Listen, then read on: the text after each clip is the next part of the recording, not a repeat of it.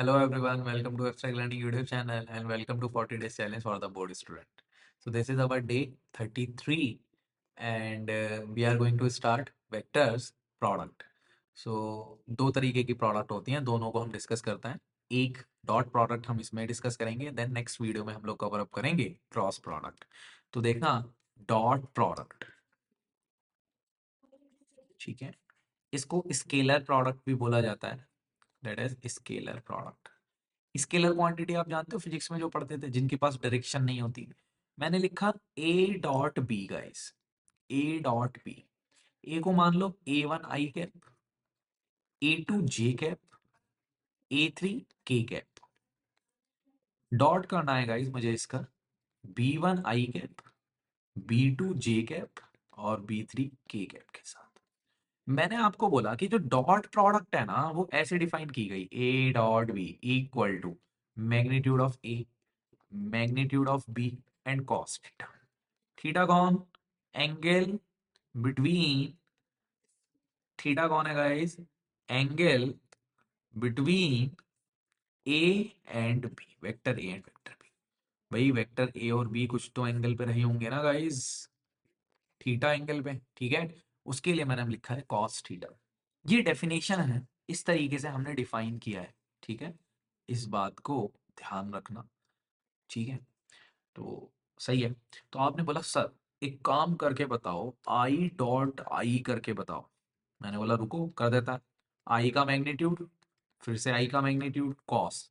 आई और आई तो x axis के लिए रिप्रेजेंटेशन होती है, और एक्स एक्सिस का खुद से एंगल कितना है भाई? अरे जीरो है गाइस, तो वन हो गया. आपने बोला चलो ठीक है सर आई डॉट जे करके बता दो. मैंने बोला ठीक है, आई ले लो, फिर जे का मैग्नीट्यूड ले लो, फिर कॉस. आई एक्स के लिए, जे वाई के लिए, एंगल कितना? 90. तो आपने बोला सर सी. मैंने बोला सही है.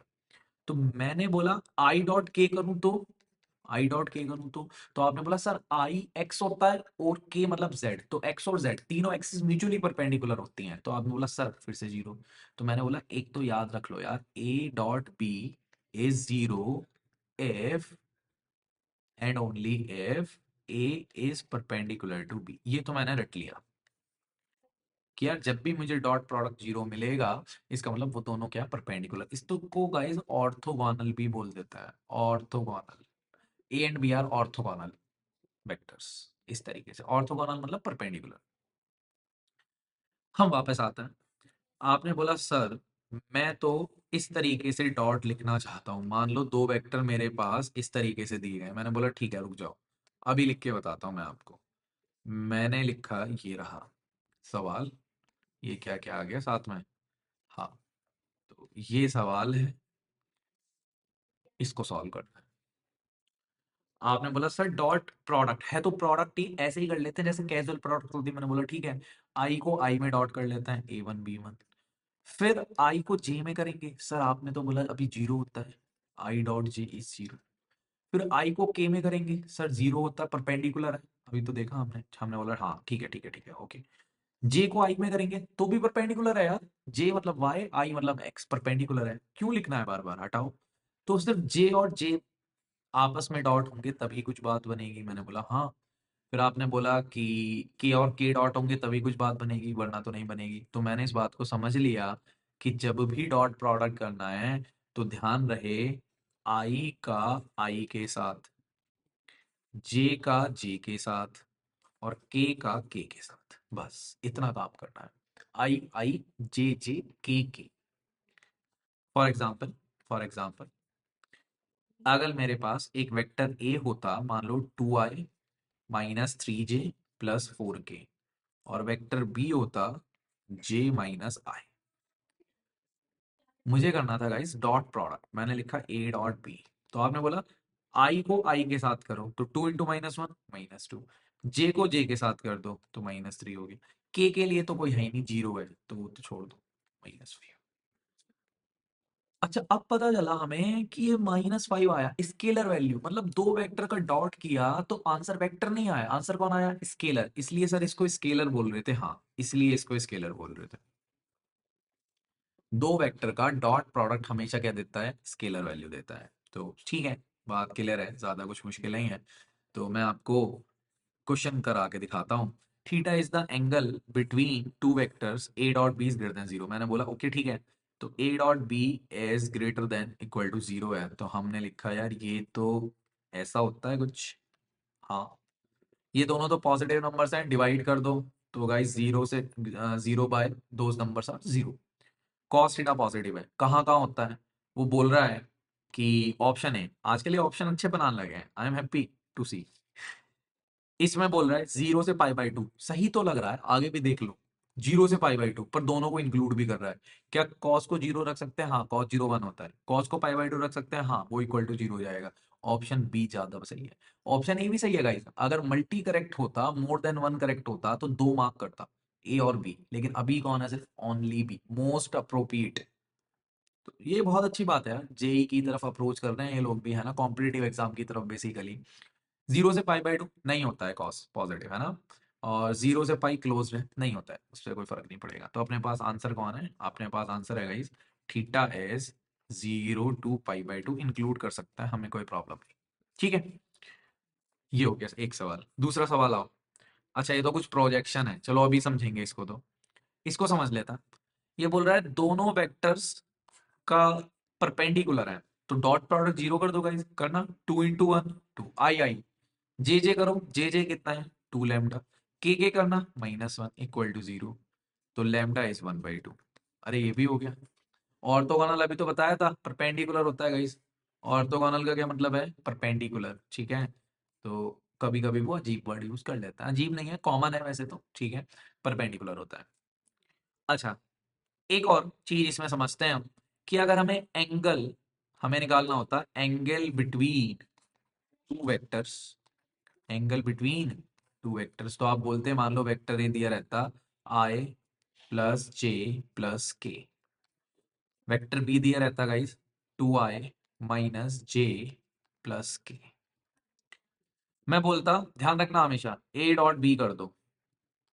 आप बोलते ए का मैग्नीट्यूड होता है, बी का मैग्नीट्यूड होता है, साथ में cos थीटा। मैंने बोला हाँ, और ए डॉट बी वैसे करना तो आता ही है, आई को आई में करो टू, जे को जे में करो माइनस वन, के को के में करो प्लस वन। ए का मैग्नीट्यूड कितना है गाइस? वन प्लस वन का रूट। बी का मैग्नीट्यूड कितना है गाइस? टू का square four plus one cos theta. Cos theta solve कर लो गाइस, टू आ गया, यहाँ कौन है? Three and six, root eighty, तो two upon three root two, ये आंसर हो जाएगा। तो थीटा को क्या लिख सकते हो आप अपना आंसर ऐसे छोड़ के आना, टू बाई थ्री। अच्छा, मैं इसको रूट टू को कैंसिल कर देता हूँ, that is two by, my bad, root two by three. तो एंगल निकालने का भी लॉजिक कहां से है? लॉजिक क्या है? Dot product. लॉजिक क्या है? डॉट प्रोडक्ट, बस।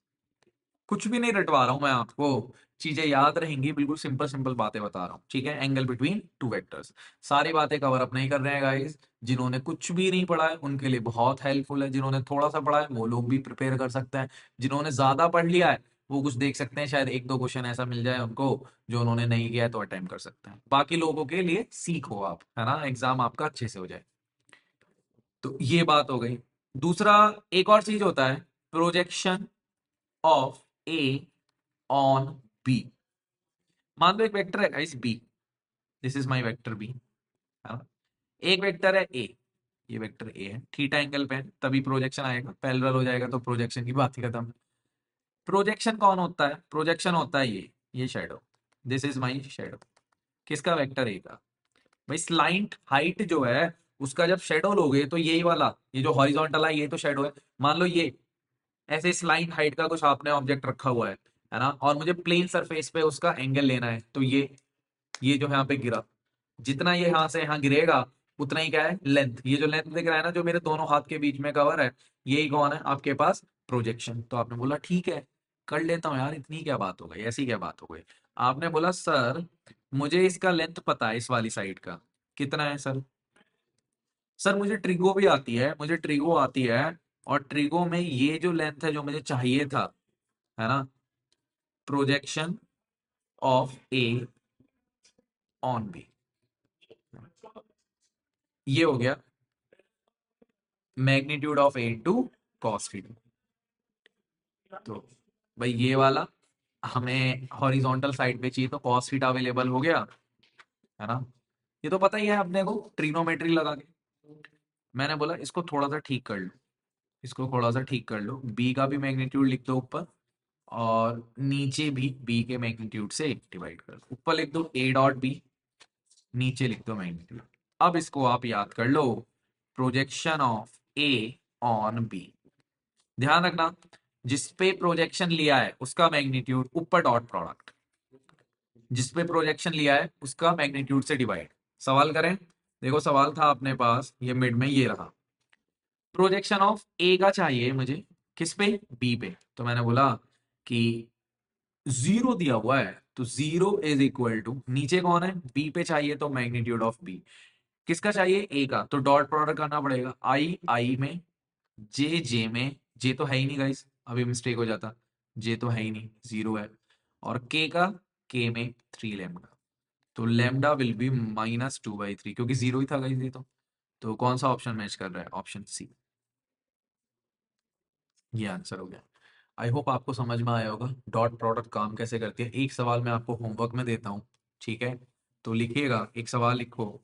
मान लो कि एक वेक्टर हमें निकालना है, लेट्स से क्या निकालें, ये निकाल लेते हैं ए प्लस बी का मैग्नीट्यूड, ठीक है, और मुझे दिया हुआ है, जो मुझे दिया हुआ है वो है आपके पास, वेक्टर ए का मैग्नीट्यूड 1 है, वेक्टर बी का मैग्नीट्यूड लेट से 2 है ना,